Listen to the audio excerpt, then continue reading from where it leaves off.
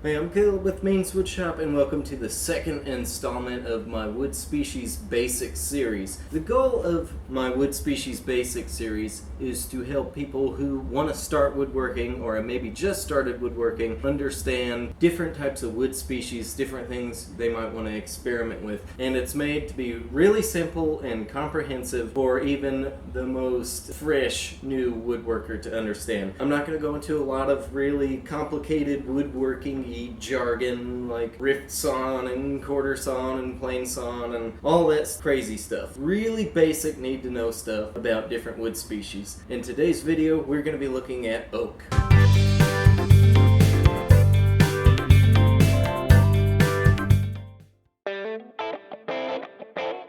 So in the last Wood Species Basics video, we looked at pine, discussed that that's kind of the training wheels of wood that you'll be working with. In a way, oak is kind of like the training wheels of hardwoods that you'll probably be working with. Oak is technically classified as a hardwood and is physically quite hard. The difference between a softwood and a hardwood is not so much about its physical hardness, but more what kind of tree it is. Softwoods are usually evergreen conifer trees that have cones and needles, whereas hardwoods are usually trees that lose their leaves at certain parts of the years, and they produce seeds in the form of like fruit and nuts. Let's talk a little bit about oak and what it's commercially used for and some of its subspecies. There's a lot of subspecies to oak. Probably as a beginning woodworker, the ones you will hear about the most are red oak and white oak. For the sake of this video and keeping it simple, just know that I'm primarily going to be talking about red oak because that's probably the most common and most widely available wherever you're at. But there's tons of different species. There's the red oak, the white oak, black oak, there's post oak, there's live oak. Commercially, oak is going to be used for cabinetry and trim. It may be used in some construction. I even believe that like way back in the day when ships were still made out of wood, I think at least here in America some ships were made out of white oak. It's a very strong, durable wood. It is widely available as well. So as far as hardwoods go, oak is going to be available probably just about anywhere. Most of the time it's going to be red oak. In your big orange and blue box stores, you know the ones I'm talking about, that's probably the most common hardwood you're going to find on the shelves. Depending on where you live and what region you're in, your store may carry other hardwoods as well. I think there's some orange and blue stores in other parts of the state that carry maple and walnut, but where I'm at, the only hardwoods that are available in regular big box stores is oak and poplar. Now, red oak is pretty inexpensive for a hardwood. I've never shelled out big bucks just for some oak for a project. All the oak needed to make this screw and nail caddy, I think in the end cost me about close to $40. It was like 38 and some change, and I still had oak left over for some other stuff too. Same with this oak napkin holder.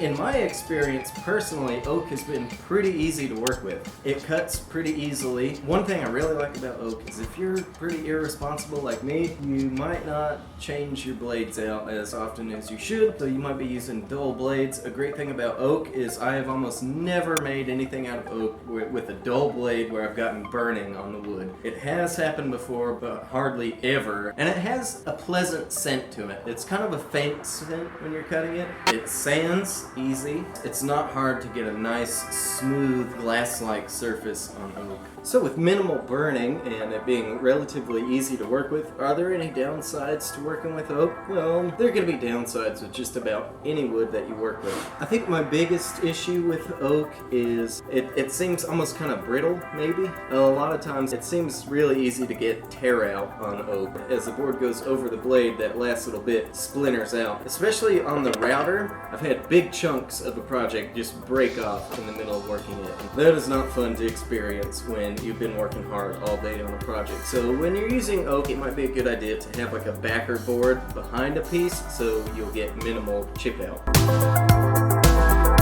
I find that oak finishes quite well with just about anything. I have finished oak with lacquer, oils, mineral oils, and almost all of it has looked good. So I really think when it comes to finishing oak, just about anything under the sun that you want to do, will work. Spray lacquer is my finish of choice, especially for projects like this or this, and that is the finish that I've used on both of these. But a cool thing to know about oak is the fact that you can fume it. So here's an example of fumed oak, and here's an example of just natural oak. You can see the big color difference between the two. As far as I know, oak is about the only wood that you'll get that big of a color change by fuming it. I've tried other woods and have gotten pretty inconclusive results. You weren't able to tell much of a difference with the naked eye. And that's a really cool option to finish oak, is by fuming it to get a unique kind of aged, weathered look.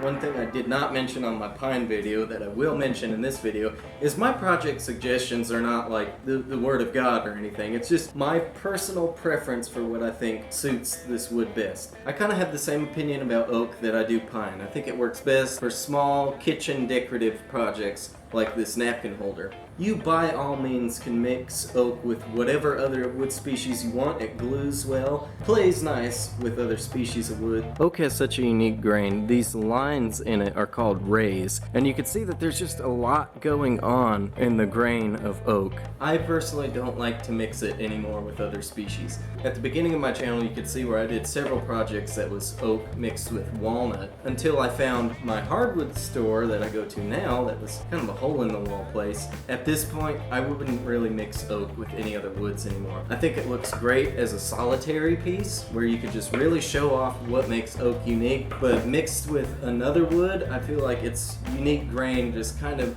doesn't complement the other species that it goes with. Like I said, I am not telling you that you shouldn't do that. I'm not saying that it's wrong to do that. It's just my personal preference. Now, you will see oak just about anywhere you go. If you go into a doctor's office, their desk, their chairs, anything that's made out of real wood is probably going to be oak. You can see where oak is used in a lot of furniture. By all means, if you just really love oak, you could use it for furniture, no problems. I personally like it for smaller decorative projects on its own. I think that's where oak really shines. So there you have it, a quick rundown on oak. Keep in mind, this is pretty much mostly speaking about red oak. Like I said, really good training wheels to get you working with hardwoods. It cuts easy, it's pretty friendly to work with, it even smells nice. So I hope you learned some things about oak, maybe some stuff you didn't know. If you're a new woodworker and you're wanting to use something aside from pine, I hope this video gave you a good idea on what to expect when using oak. If you're already a woodworker, this video probably didn't offer you much of anything that you don't already know. If you think there's any more really basic beginner information, feel free to add it into the comments below. If you liked this video and enjoyed it, please give it a thumbs up. Be sure and subscribe to Means Woodshop because I'm going to be doing